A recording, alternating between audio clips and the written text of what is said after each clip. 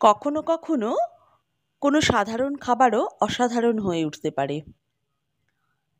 আজকে সেরকমই একটা দুপুরের খাবারের থালা সাজালাম।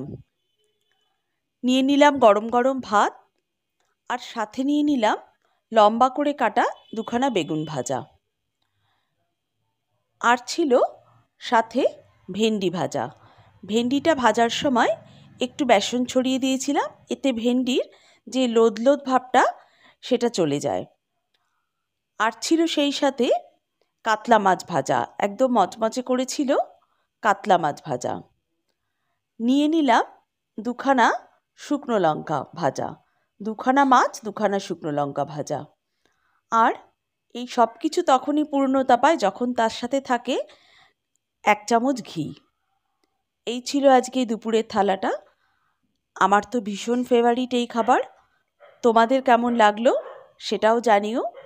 আর যদি ভালো লাগে একটু লাইক, কমেন্ট, শেয়ার